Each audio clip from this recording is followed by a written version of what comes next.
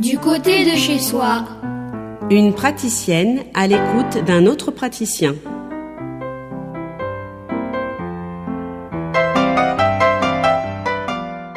Bonjour, c'est Nathalie Ladrière. Vous êtes dans la chronique Du côté de chez soi. Je reçois aujourd'hui Florence Ngo, qui est réflexologue et qui va nous parler de l'oligoscan et physioscan. Florence, bonjour. Oui, bonjour. Alors, vous intervenez dans l'espace Indigo à Muret et vous allez donc nous parler de ce que vous appelez le bilan oligoscan et physioscan. Qu'est-ce que c'est ?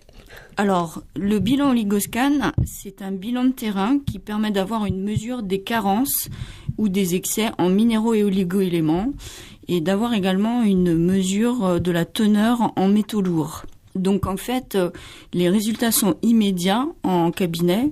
Ils ne nécessitent pas de prise de sang. C'est donc un bilan non intrusif. Et la technique utilisée, c'est la spectrophotométrie. Donc en fait, ce qu'on utilise, c'est un appareil optique qui permet de mesurer par spectrophotométrie ces teneurs d'oligo-éléments et de métaux lourds contenus dans les tissus du derme palmaire. Est-ce que simplement vous pouvez expliquer aux personnes comment ça se passe ? C'est quoi ? On pose un appareil en fait sur les mains, c'est ça que je comprends bien ? C'est exactement ça. C'est un appareil optique qui émet une onde lumineuse. Et en fait, c'est une mesure qui correspond à une mesure physique. Et si vous voulez, par la loi de Beer-Lambert, l'appareil permet d'identifier et de détecter une quantité d'oligo-éléments et de métaux lourds contenus dans les tissus de la peau de la main. Donc l'intérêt de ce bilan, c'est que c'est immédiat, non intrusif. Et ce qui est intéressant, c'est que ça donne vraiment une mesure intratissulaire en fait. Donc la différence essentielle par rapport à d'autres tests, parce qu'on peut mesurer des teneurs d'oligo-éléments par d'autres tests, notamment des analyses sanguines.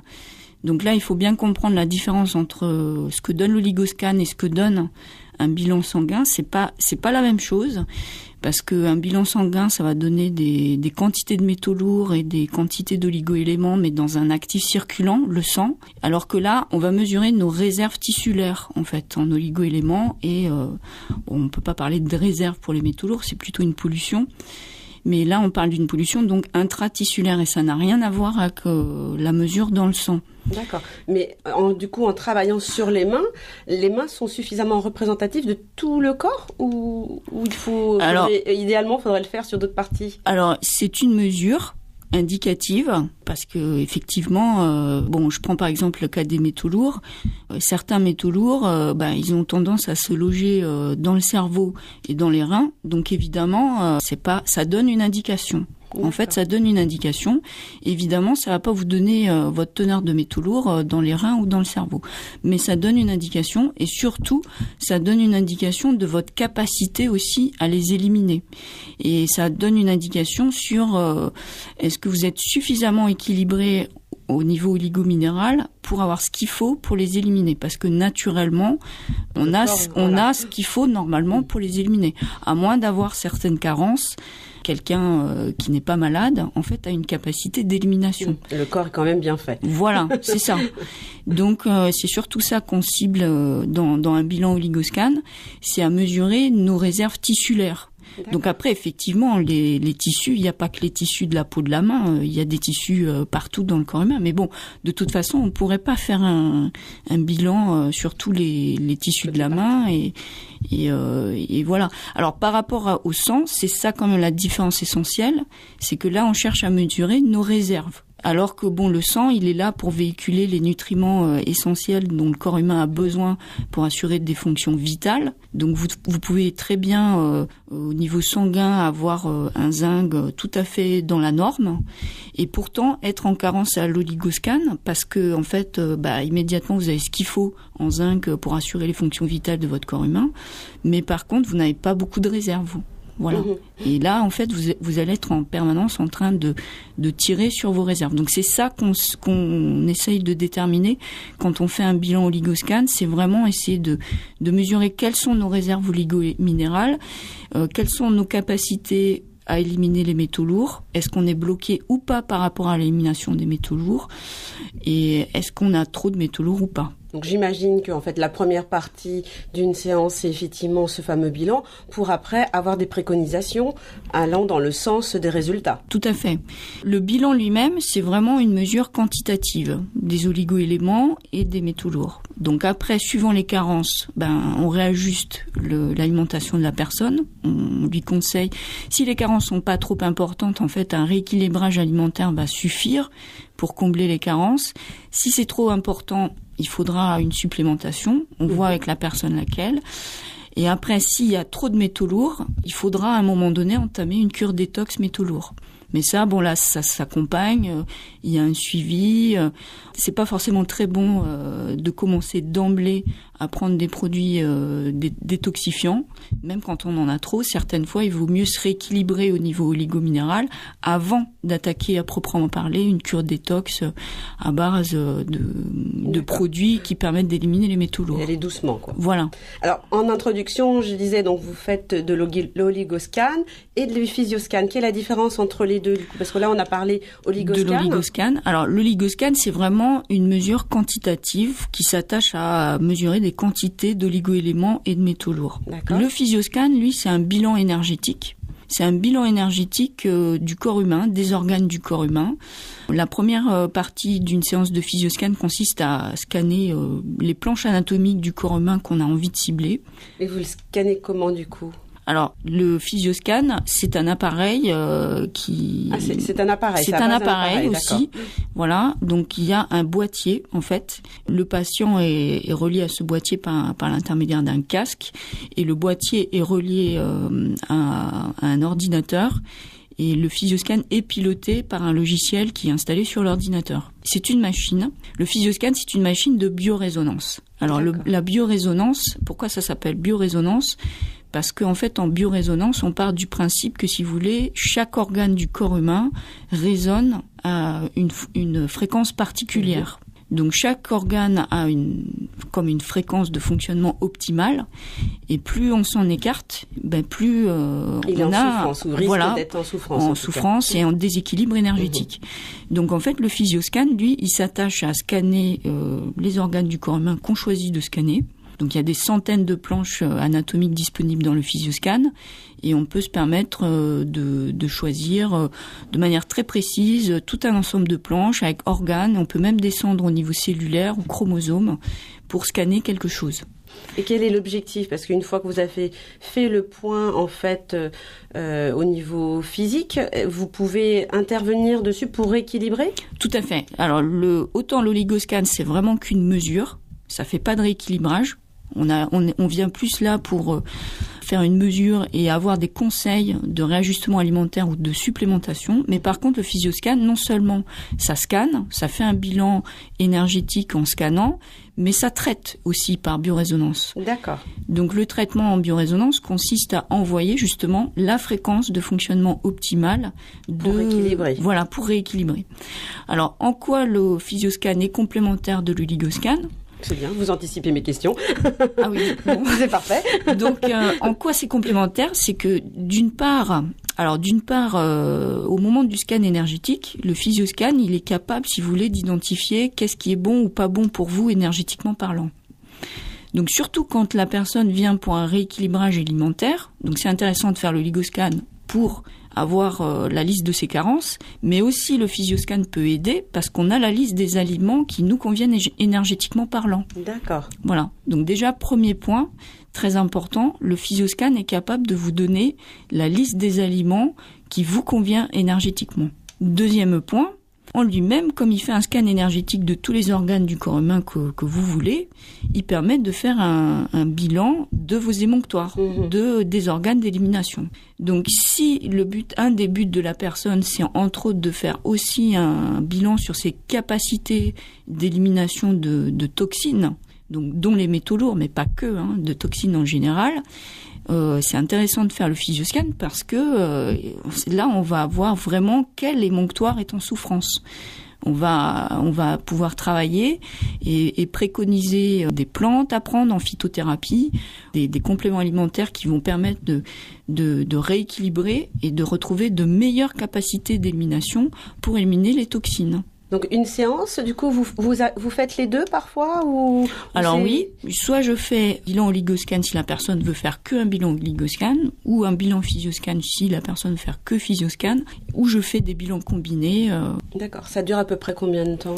Alors un bilan oligoscan, c'est 1 heure, 1 heure et quart. Ah oui, déjà quand même. Oui, en général, ça dure quand même assez longtemps parce que bon, la mesure est immédiate, mais après c'est plus le conseil alimentaire, le réajustement qu'on peut préconiser au niveau alimentation, la supplémentation.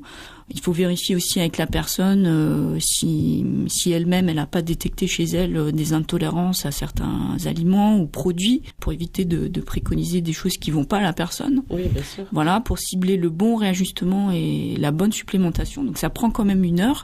Et le physioscan, c'est pareil, le scan énergétique en lui-même, il est très rapide, mais par contre, il y a plein de données à analyser avec la personne. Où j'ai accès à des bases de données de compléments alimentaires, une base de données de phytothérapie, une base de données de gémothérapie. Et puis après, il y a toute la partie de rééquilibrage. Mmh. Et là, le traitement lui-même en biorésonance, c'est 1 heure, rien que le traitement. Donc souvent, une séance de physioscan, c'est plutôt 1h30, 2 heures. Voilà. D'accord. Et c'est quelque chose qui va être suivi en fait dans le temps? Alors tout à fait. Là, les fréquences, aussi bien sur le ligoscan que physioscan, ça dépend des gens, en fait. Mmh. Je dirais que pour un bilan oligoscan, bon, quelqu'un qui est en bonne santé et ça m'arrive d'avoir aussi des gens en bonne santé qui veulent faire des bilans à titre préventif. Oui, c'est ce qu'il faudrait idéalement. Voilà. Ah oui, je rencontre des personnes qui sont dans cette démarche-là. Alors, ce type de personne, en général, fait un bilan par an. Un peu comme la prise de sang qu'on fait 1 fois par an, pour voir où ils en sont et essayer, voilà. Donc ça, c'est les gens qui sont pas malades, qui n'ont pas de pathologie particulière, qui font ça à titre préventif, c'est plutôt 1 fois par an. Après, les gens qui ont une pathologie, qui veulent s'aider de la nutrithérapie, voilà, c'est un bon outil. Et là, c'est un bilan oligoscan tous les 3 ou 4 mois, maximum 6 mois, d'intervalle. Donc, quand on a quelque chose, il faut faire un suivi quand même plus rapproché que ça avec l'oligoscan. Voilà. Continuer en fait sur la dynamique qui a été installée, quoi. Voilà, c'est ça. Parce que au début, vous pouvez rééquilibrer telle chose, puis après, vous vous rendez compte que vous avez rééquilibré ça, il y a autre chose maintenant qui apparaît. Donc là, c'est plutôt un suivi tous les 3, 4, 6 mois maximum. Voilà. Il peut y avoir aussi l'impact de l'alimentation qui varie en fonction des saisons. C'est ça. Pas la même alimentation en hiver qu'en été. Tout à fait. Donc là, voilà, pour des gens qui ont une pathologie, c'est plutôt un bilan oligoscan tous les 3, 4 mois ou 6 mois maximum, Voilà. Après, ça sert à rien de faire un bilan oligoscan par mois parce qu'on ne change pas on mesure des réserves oligominérales. Donc quand on est en carence au niveau sur la réserve tout le temps, on reconstitue pas des réserves comme ça du jour au lendemain. Oui, donc c'est pas une bouteille d'eau qu'on remplit, il faut du temps. Voilà. Donc ça sert à rien non plus d'en faire 1 par mois d'oligoscan. C'est 1 tous les 3 mois ou 4 mois, 6 mois, 1 fois par an pour les gens qui vont bien, mais ça sert à rien d'en faire 1 fois par mois. Alors le physioscan, par contre, là c'est pas pareil. On peut avoir des gens qui viennent aussi à titre préventif et qui veulent faire comme ça un bilan de leurs organes. Ils viennent 1 fois par an ou 1 fois à chaque changement de saison, mi-saison, au printemps énergétique ou à l'automne. Voilà, ça c'est pas mal de faire ça. Et les gens par contre qui sont malades, du fait que le physioscan, par contre, au contraire du physioscan, lui, il offre un traitement 1 fois par mois. Là, les gens qui ont une pathologie, c'est intéressant de revenir jusqu'à 1 fois par mois. Parce que, alors, pour quelle raison 1 fois par mois? C'est pas par hasard, c'est parce que tout simplement, quand je fais une séance de biorésonance, il y a aussi des informations qui passent pendant la séance, et je prépare aussi un flacon de réinformation. D'accord, donc quelque chose à boire. Voilà, c'est ça. C'est un flacon de réinformation qui fait 30 millilitres, et en fait, la personne, après la séance de physioscan, elle repart avec ce flacon de réinformation et elle prend 1 pipette par jour du flacon de réinformation. Comme ça, elle permet d'avoir un prolongement pendant 1 mois, parce que une pipette par jour d'un flacon de 30 millilitres, ça fait à peu près 30 jours. Voilà, elle a comme ça les informations de la séance tous les jours via le flacon. C'est à peu près le principe qu'on retrouve aussi dans les fleurs de bac, où on va avoir cette information qui revient régulièrement pour équilibrer. Exactement. D'accord. Donc, le physioscan au niveau réinformation, un des buts premiers, on peut mettre plein de réinformations dedans, il y a plein de réinformations possibles, mais un des buts premiers qui est très important, c'est les réinformations de bilan de terrain. C'est-à-dire qu'à l'origine, ce type de machine est conçu pour améliorer votre terrain. Donc le physioscan, au début de la séance, il va identifier que vous avez un terrain à plutôt développer certaines pathologies, certains troubles. Bon, peut-être que vous les développerez jamais de votre vie, c'est qu'un terrain. C'est pas du tout un diagnostic de maladie. Mais un des buts premiers du physioscan, c'est d'améliorer son terrain. De pour remonter, éviter justement de basculer dans le côté obscur de la maladie. Exactement. Donc il y aura, moi personnellement, je mets toujours au minimum une réinformation sur le terrain parce que un des buts premiers, c'est améliorer le terrain de la personne. Et après, il y a pas mal d'informations qu'on peut mettre. Il y a des bases de données, par exemple de lithothérapie. La lithothérapie, ça marche aussi sur des données informationnelles. On va juste rappeler ce que c'est la lithothérapie à nos auditeurs. C'est en fait la thérapie par les pierres. Voilà. Donc je peux mettre aussi dans un flacon de réinformation, par exemple, une information qui est liée à une pierre qui convient bien à une personne. Okay. Mais c'est juste un exemple, parce que le physioscan contient un nombre assez élevé de bases de données différentes, et je peux mettre dans mon flacon de réinformation tout remède basé sur une information, quoi. Voilà. Très bien, merci beaucoup Florence. Donc je rappelle que vous êtes réflexologue et que vous nous présentiez aujourd'hui l'oligoscan et le physioscan. Alors comme je suis une mauvaise élève, je n'ai pas marqué votre site, donc je vais vous donner la parole pour que vous nous donniez le nom de votre site ou peut-être de votre page Facebook, la façon qu'on a de vous contacter. Eh bien de toute façon, vous tapez Florence Ngo sur Google et vous trouvez à la fois ma page Facebook et mon site internet. Très bien. Florence Ngo, Oligoscan, Physioscan, Toulouse, ce sont les mots-clés par lesquels vous me trouvez. Alors je précise l'orthographe, donc Florence, tout le monde connaît, Ngo c'est Ngo. Voilà. Merci beaucoup Florence. Merci bien. Au revoir. Au revoir.